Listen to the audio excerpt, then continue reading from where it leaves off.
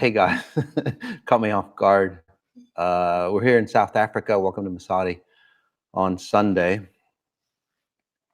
A lot of great comments coming in. Thanks for that.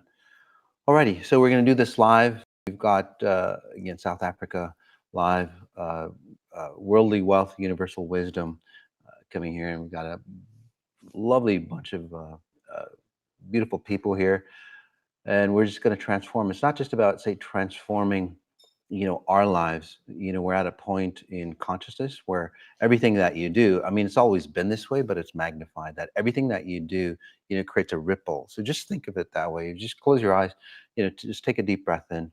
Just make it a more experiential for you as we go through what we're going to talk about, which is Godfathers of frequencies. Actually, this is part three, or the third part. Part two was recorded. We were going to do this as a recording, but we decided to do it live because it's just such a really beautiful atmosphere here. So again, but take a deep breath in, and just start to see. Just imagine there's a calm pond, and that basically it's an ocean of consciousness, and that ocean of consciousness is always out there. Einstein would call it the fabric of space-time, right? You are created from that fabric of space-time. And I'll get into what I see. So think of you as a fabric of space-time, right? And how you render yourself. So imagine that you've got, say, a fabric in front of you, and it's a little stretchy, and then you put your hand from behind. Your intelligence, say, creates an image of a hand that pushes through on that fabric. On the other side is literally your rendering. Okay, so that would be the shadow. So in that situation, if again, imagine you've got this, hand that goes through, or better yet, you've got ocean of consciousness, and you put your frequency in it. Just like you're a pebble. You've got a pebble. You put your frequency in it, and it drops, and it just sends out those ripples.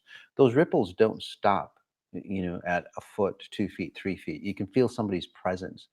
Somebody like a Jesus frequency. Their presence can be felt from, geez, like miles and miles, right? Because that frequency is such a strong, powerful, pure ripple that it doesn't say stop. Which is quite amazing. So your ripples are the same way. And then those ripples get interconnected, right? They get interconnected and then they start to get distorted.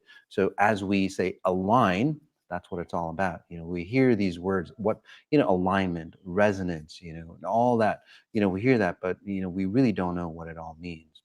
But that's basically what it is, as all these ripples, and again, just imagine these ripples going through, you're dropping your pebble in the sea of consciousness. Other people are dropping, their pebble, or it could be boulders, that like the deep state and all those people who have influence. They literally say drop boulders, and it's not say the best, intended boulders, but it creates the waves, and then that wave, no matter who you are, you'll feel it. Even if you're, say, on a deserted island, you would feel, say, that consciousness. Something distorts you, and this is where, um, in that distortion, you would put, say, something attached, something to it. So what that means is that, say that you're on a desert island, right? And there's distortion happening in America, or here in South Africa, or there's fighting going on. Again, that's huge waves that go across the world, go across the planets, actually, go across the universe. It really changes, it transforms. It's not just your frequency, right? And you're on this desert island. You might wake up one day and you just feel, let's say, a bit disoriented, feel a bit distorted. And then you go, what the hell's going on? And then the only thing you can attach it to is like maybe the coconut that you had, the day before, earlier. It's like, oh, it must be the coconut. That's what's messing me up. So then we put, these references together, and that's what the problem happens. We attach meanings, and then in this desert island example, it's like, well, shit, because I feel so crappy, and I've associated it to a coconut, I'm not going to eat coconut anymore. But that's not true. Right? And that might be like a far out story, But imagine all the attachments that you have made to things that you thought were the cause of your issues. So just imagine that. Just close your eyes, just breathe into your chest, your heart space. Just imagine all the distortions. It's like just scanning you. I can't really tell whether it's the people in the room or because we're doing this live or you all, but a lot of you have taken the blame for, say, the separation of your mom and dad. And then you were the cause, right? And then you try to solve it, but it had nothing to do with you, right? So this Sunday here is the Godfather frequencies, and again, I didn't come up with that. There were so many people calling me the Godfather frequency, so I guess I'll own it. Okay, we'll go deep and we'll kind of disassemble how I see it. So this is part 4. Basically, I'll walk you through how I actually see, say, the architecture of your life. And I'm not a psychic. I don't have like psychic abilities. Many people what attach me to psychic abilities. Psychic abilities are very different, and well, I can just talk about what the difference, okay? Because yes, I do see things. Yes, I do, understand what you are. Sometimes I can even like read your mind and all that. But this is the way I do it. So psychic abilities, intuition, all those things are outsourcing. Okay? So what that means, and again, just notice your spine.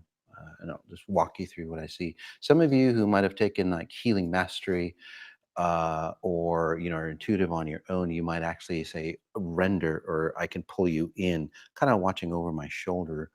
I can take you into those realms, and you might like get glimpses. Or if you're attuned, you might get say stay there in those longer moments. So it's a really cool episode. Anyway, psychic abilities, intuition, channeling, and so on, those are all outside sources. Okay, so channeling, it's okay to do that, but you need to understand that you are, and there's different levels of channeling. So I guess we'll start with there. So channeling is basically there's another source outside of you. Usually they're dead, like your grandparents, your I don't know, your spirit guides, or an entity or an alien. Some people go, oh, Jesus channeled through me. Jesus won't channel through you, by the way. Okay. Some people go, no, it's Jesus. Or people go, God channels through me.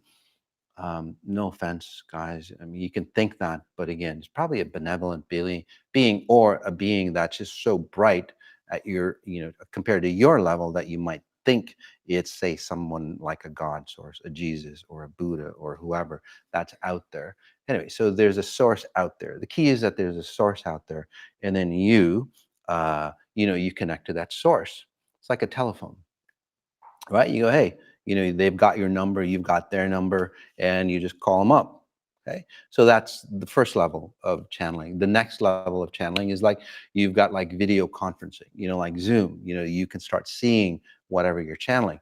The next level, which gets more and more distorted, is that they don't you've opened up a wormhole portal between you and them. You either get pulled into their dimension, which gets disoriented because you start leaving this reality and you start liking that reality better. And I see the levels of, say, where people are when they've got great abilities. This is where the wounded healer. This is where they get psychotic in all those situations. Again, from channeling. The other distortion or the other source, and you see it with fantastic people. Um, so who are some of the people that are famous that channel? Well, gosh, who's it? Bashar. Yeah, Bashar, for example. He basically says, hey, it's like Bashar comes in and it's David Enka? Something. Daryl. Yeah, Daryl Anka. So Daryl Anka is the human. Bashar is this alien, I think, a couple hundred years in the future. And you can literally see him, come through, and he changes. And basically what I see in that architecture is literally, so you have your body, and your body is just a vehicle. Okay, it's just your, I guess, your flesh vehicle, your meat vehicle here, and the consciousness that runs it, the programming that runs it. You can think of it as your body is a car, and there's one that comes and drives it. You can think of it as your body as the phone, and then the SIM phone is the brains behind it, right? So that's what I see. So in this case, Bashar comes in and basically pulls Daryl's SIM card out. Bashar puts his SIM card in, and then this is where Daryl has no recollection on, what he talks about, because I've met with Bashar, and he has no clue on what Bashar talks about. He's just like a normal person, super nice guy, very nice, very cordial and all that. But I was so excited to talk to him about, all the stuff that Bashar sees, and I'm talking to him, and he's like, what the hell are you talking about? I could just see that blank face. So it's like, does that elevate humanity? Hopefully the words of Bashar help you. But what you want to do is like, well, and this is what XI teaches you, and that's how I help you, is like, well, how can you access where Bashar is in a consciousness realm? You don't have to go there, right? You can expand. That's what it's all about, expansion. So intuition is where you say sense something and you see it through your five senses, clair audio, clairsentient, clair audio. Yeah. So all those things, feeling, you sensing and things like that. I don't do that either. A lot of you, and comment in, a lot of you who a lot of you who have, say, really fantastic abilities, you started to move over and you have your own abilities. That makes sense, especially if you did healing mastery. Again, comment in if you are one of those individuals, and you can see that there's a difference there. The bigger difference is, one, you get to understand, you get to reference, say, different, say, spaces and time. Again, you start to reference dimensions of space and time, and you start to reference, say, where you are compared to space and time, okay, which is really, really important. Yep. So yeah, a lot of you, exactly. So which is really cool, right? This is where you own yourself, because whenever you're channeling, whenever you've got psychic abilities and so on like that, and if you don't believe me, look throughout history. Those people who have had fantastic abilities, over time they've gotten, say, distorted. Some of them got so deranged. It's very, very crazy. Okay? So so in this case, that's how. So my abilities. So what's the difference? So what I've done, and it's harder, and that's why XI is a little harder for people, because this is a do-it-yourself type frequency. Okay, this is where you own who you are. You are, say, sentient. You are sovereign. You are, say, a complete being of your own. You are not outsourcing. You're not, say, leasing your abilities. You didn't sell your soul to achieve those abilities. You didn't sell your soul to, make fortunes or anything like that. You can do that on your own. It's a little harder, and probably one of the most hardest things to do, because and that's why there's very few people like a Buddha and a Jesus, and those types of individuals, because they went on that inner journey, cleared out all their bullshit, and they expanded into, say, those limitless possibilities. How many of those people do you know that are like that in today's world? There's a lot of billionaires now, even some trillionaires and so on like that. But I speak to them, all day long, and they've got a lot of money. Let's just say they've got a lot of money. I'm impressed with, how much money they have and all that. But as a frequency, there's a lot of garbage that you can, say, literally clean up. And I speak with a lot of spiritual people. I was in China, and by the way, I'm not knocking these people down, but again, we need to turn that around where you own, say, that money that you made, not somebody else. You didn't borrow it. Okay, spiritual people. I met with a lot of monks and Buddhists and whatever they call themselves. There's different traditions.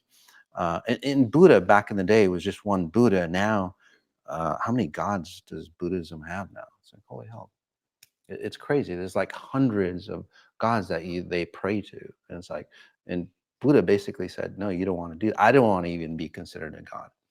So think of it that way. If you're practicing that Buddhist religion, I don't know why that shows up, but maybe some of you might do it. So part 4, this is the mechanics, and we're going to keep it short, guys, because we've got a live audience, and we just want to really get into the South Africa and in the called worldly wealth, universal wisdom.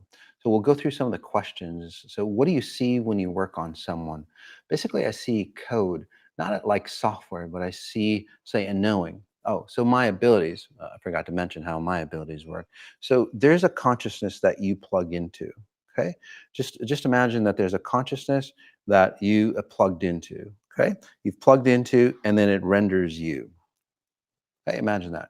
So out there, imagine that there's ports. Okay. You can do it wirelessly as well, but just for this example, there's ports out there. Oh, it's like, hey, I want to be Dione. And then boom. Oh, what's Dione? Well, Dione is a creation of, her mom and dad, and then their mom and dad, and then it's a mixture of so and so. But that's the back end. That's the back end of the plugin, right? She is basically just serving a version of Dione. And then she might think that's who she is. Many people do that, but it's like, oh, you use this ingredient, a little bit of your mom, a little bit of your auntie, a little bit of this and that. People don't even know, again, how they render themselves, and they go, well, I just want to be me. Well, who are you? You really don't know who you are because you don't know the components that created you. You just want to be, say, I don't know, chicken salad, and then you didn't take the time to go, well, what's in this chicken salad? And then when you look deeper into it, especially if you're in the US, shit, there's ingredients in there that would kill you. I mean, there's so many ingredients in, US food, which is another subject. But again, I'm just giving you an example. There's so many ingredients in there that you probably don't want in your, say, salad of, well, in this case, Dione, which is this lovely woman sitting in front of me. So anyway, I see the mixture, and it's not like code, it's not like Iron Man or anything like that. Although back in the day, I did see code. When I walked down, like streets of New York, there's so many people coming through, and it was like wearing an Iron Man, that helmet that he's got. I would literally see the person here, and then their code, and their like all these identities coming through. It was really kind of cool. But I've graduated where it's just like a knowing, where I just see you and it's just boom. I can, download like maybe terabytes and terabytes of your whole like life system in just a flash.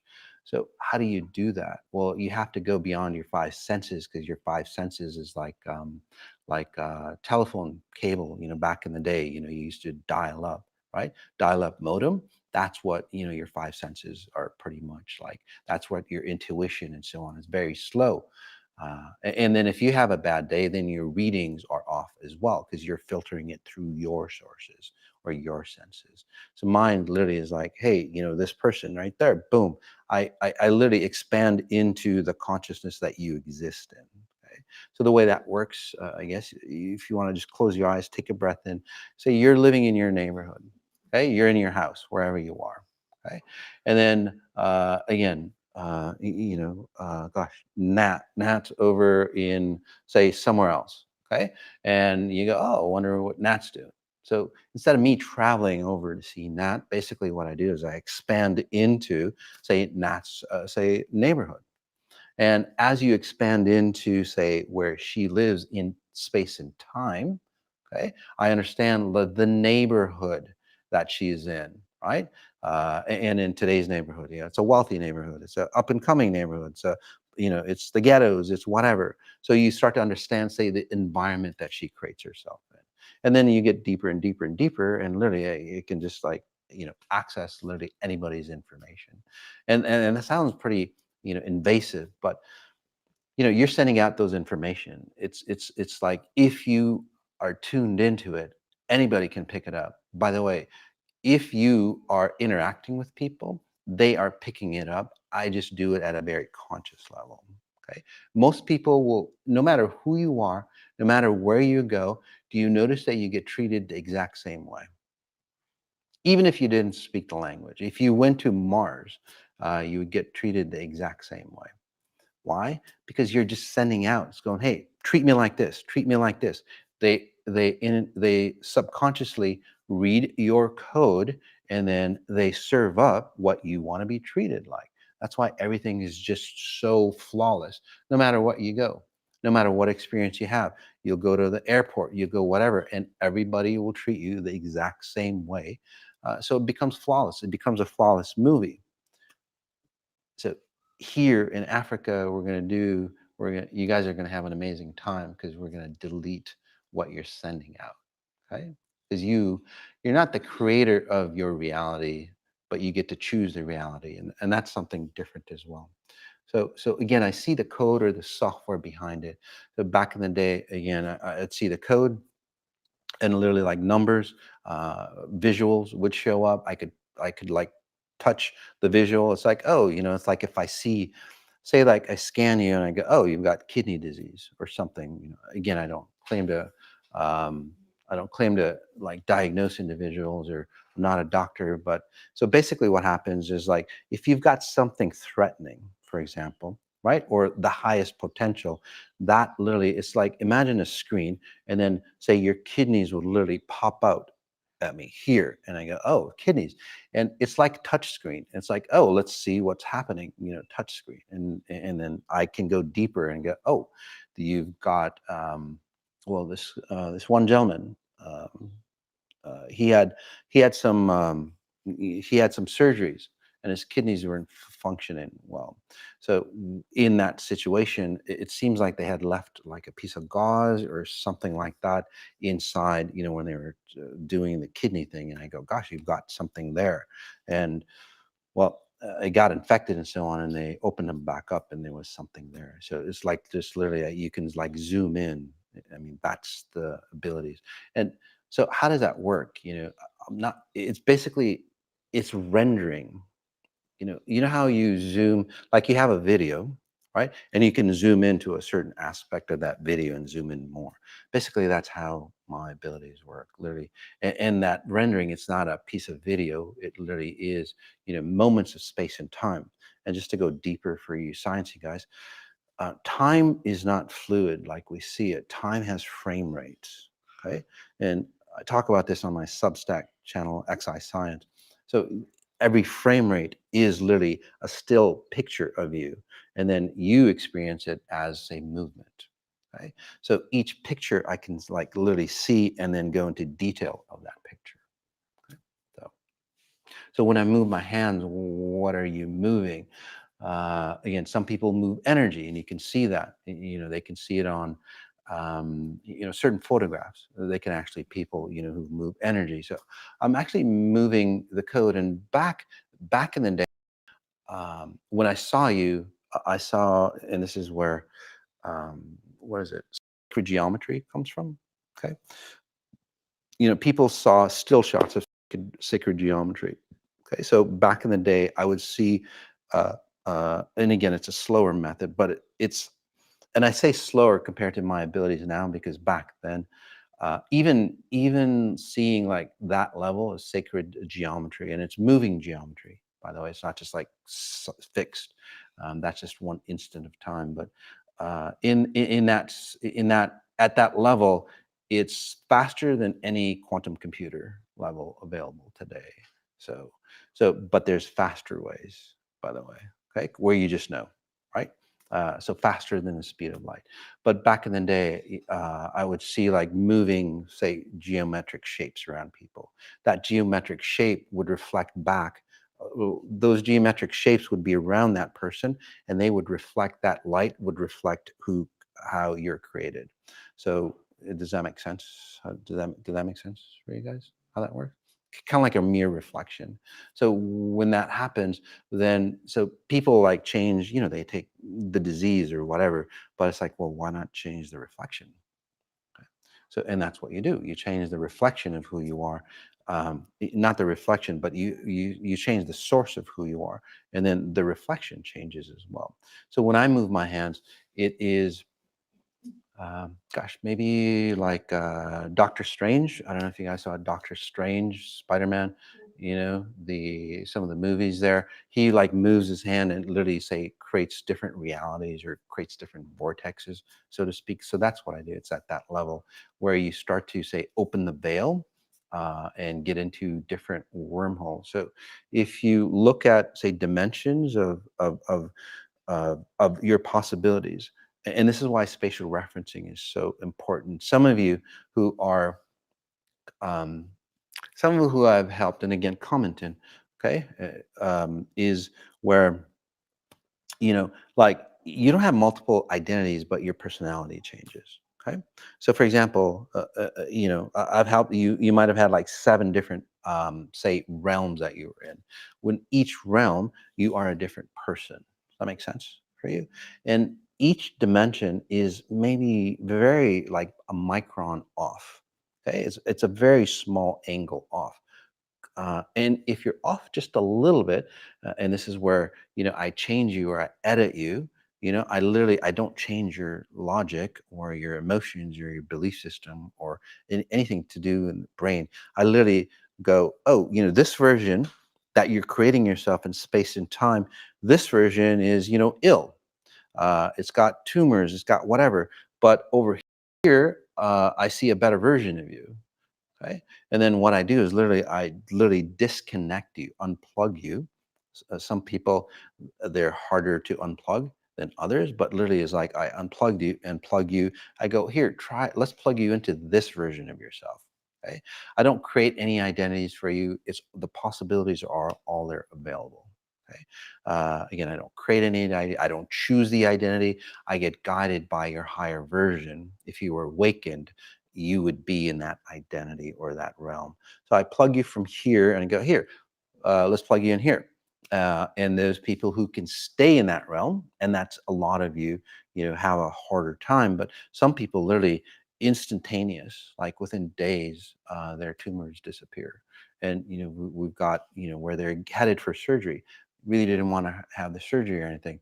They've got a tumor, and then the mass. They take a scan one last time before surgery. It's like there's no tumor. So that's how that works, and that's instantaneous healing. The reason why we can't say do it consistently is because reality, it really fucks people up. I mean, look at you when you change so much that you get so distorted, disoriented that you want to go back to your old self. Does that make sense to you guys? Because your new self cannot handle who you are. Okay.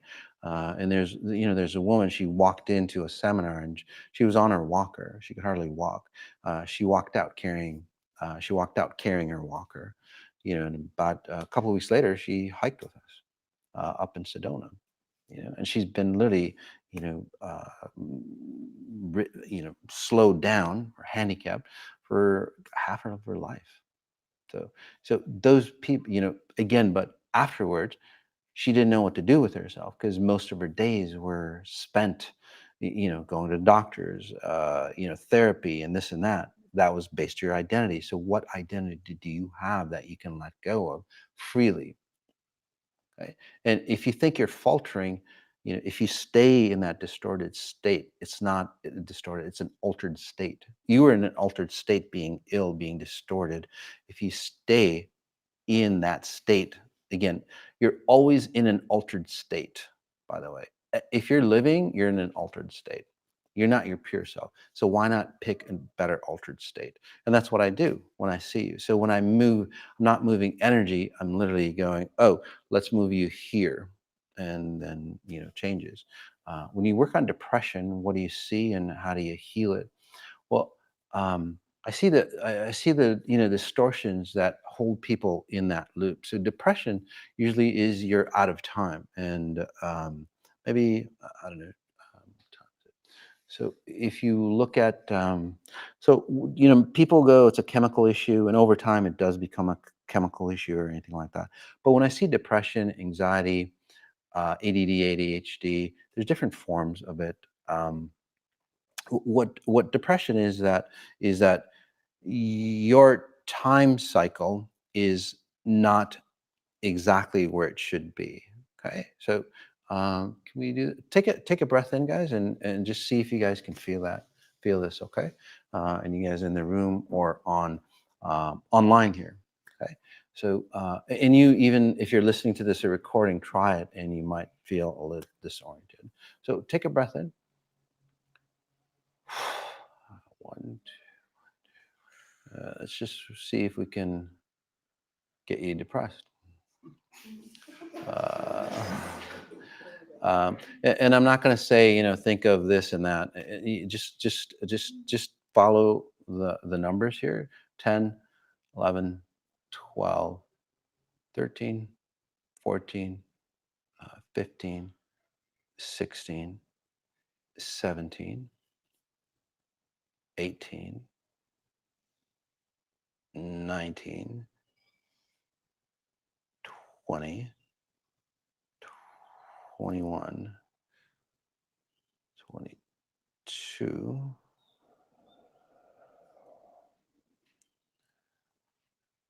23. There you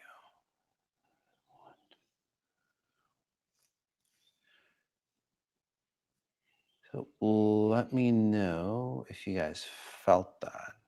Might have not been depression, but maybe unsureness, uneasiness, incompleteness, right? That kind of deal. Yeah, heaviness.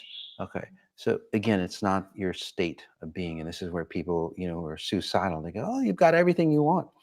Well, what the one thing that they don't have is say time is always moving, okay? Because it is, and it's always constant in this reality. Okay? Otherwise, like carbon dating and things of that nature wouldn't work. Okay, although at higher levels, as Einstein said, time can compress. Did you guys feel that, by the way, on online? Yeah, yes, anxious, felt very heavy. Exactly, that's the key. Again, I didn't tell you to think of anything bad or all that stuff. So even thinking of anything bad, or something that happened to you, what happens, those individuals who are, say, traumatized by something, you're here, you're supposed to be in present moment time, but you can't let go of what happened to you, like, say, 20 years ago. Okay. So what you do is you render yourself. You're light, you're here.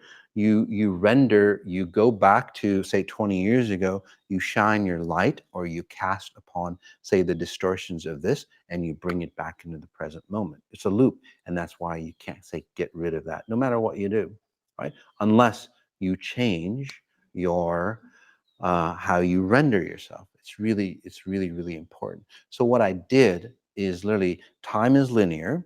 You are so imagine like a road. Okay, it's linear, or a 3D graph. XYZ graph. You've got time and you've got, say, space, dimensions of space and time around you.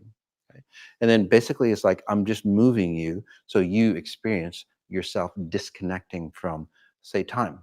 So what that means is, like, you're supposed to be in the present moment. I just pull you away from the present moment, and you feel like, say, desperate. Okay, you feel disconnected, and then so that's slowing time down. People live in the past, right? They can't let go of it, again, because they literally live in the past, project their light forward, right? And then people who are a little depressed, I just move you over to another dimension, so you're not, say there's a road of time. Okay, like a railroad track of time. I just, like, unhinge you and just move you to the side of the road, for example. And that road is basically slippery. Okay, just like a normal road. You got the road, and then you've got the side, and it's just like a crevasse right down. So people, when you're on the edge, okay, this is where people feel, say, suicidal or depressed or whatever, because they're trying to hold on to time. Okay, so so that's what I see. It's like, oh, you're trying to hold on to time. Okay, take it away, please. Sure. Okay. So again, Hannah, you can do that on your own. So you just have to understand where you are, because in your case, Hannah, what happens for you is, like, people push you, people push you around, right? They push you around, and you're God, what's that game? But you Hannah, you are literally like, air hockey. You've got that puck that floats on air, and there's no friction. So you walk by somebody, and just their presence just pushes you, around. It's like, whoa, help, stop, and then you'll latch onto anything. So yeah, Hannah, just take a breath in. Um, f- um, this one, it says fibromyalgia. Fibromyalgia, it's literally a disease that the doctors, they want to look smart, so they don't know what fibromyalgia is. So it's like, fuck, I don't know what the hell's going on, but they can't say, hey, we don't know what's going on. So it's like, well, let's call it fibromyalgia. Uh, and usually, what fibromyalgia is, it does give you, say, physical symptoms, which again, medicine can help and so on like that. But fibromyalgia is literally a distortion of your nerves. Your nerves are, say, so fried. Okay? And there's different ways of getting fried. So if your body is here and then there's a template, so your nerves in your body is here, but there's a template that's just a little off. It creates it creates friction, or say loose wires, so to speak, in your body. And then sometimes people have, another version thinking that, their conscious mind, or their higher self. So they have like three different templates of where their nerves would be. Okay. And then, but you only have one nerve, in your body, the physicalness, and that distorts and that aggravates, and this it irritates. And this is where a lot of individuals who have, like swelling, right, and inflammation, that's where that comes from. So. Uh, so when I work on depression, especially with the young kids, or ADD, literally it's like, hey, you for some reason, and there are different reasons on why you can't like hold on to time. There is, if you look at your phone, if you use Google Maps, they basically tell you exactly where you are. Get it? So basically, that's what depression is. Or, if you have going forward on time, you get like type A behaviors and so on like that, because you're always ahead of time, and you always have to stay ahead of time. So just imagine like Google Maps, and you're going, my body's here, but Google Map basically is telling you you're a couple feet off, and you go, no, I'm here. And the Google Maps goes, no, you're here. And it gives you directions according to where it thinks you are. That's your higher version, literally going, oh, you're here. And your body goes, no, I'm here, damn it. So the further away, say your body's here, and then Google Map is, say, makes you think that you're a block away. That's where you start to get like suicidal. You go far enough away, and there's no connection between you and, your body, and it's like you have to disconnect, because Google Maps say cannot find you. Your higher self does not know where you exist in this reality physically, so it can't control you, and this is where it gets distorted. We'll answer one more question, and then, um, so when you did the speed healing, how did you do it in 5 minutes? Well, I literally go straight to the distortion. Literally, like I was saying before, when I see you, I literally see a whole picture of you. And then the most important thing for you, say, comes up for me. Okay. So for example, you come to me and you go, Moss, I don't know what to do with, my money situation. Most people come to me for something menial. Okay. But what actually drew you to me was something, say your spirit literally drew you to me to go, no, there's something more pressing. And there's so many people that have come to me literally in their lives, they've saved themselves, because it's like, gosh, hey, did you ever check up on your heart, or whatever, or, oh, your parents, how are they? Oh, they're dying, and again, you're blending in with your parents. So again, when I see you, I see the most pertinent thing, not according to what you think is important, but according to what, say, evolution or your higher self thinks is important.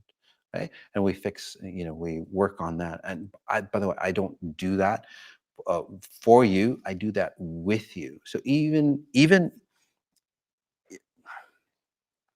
um, even if you think I'm doing it for you at a very deep level, though, I'm showing you how to do it. Okay. So, um, all right, guys. And we could go on, but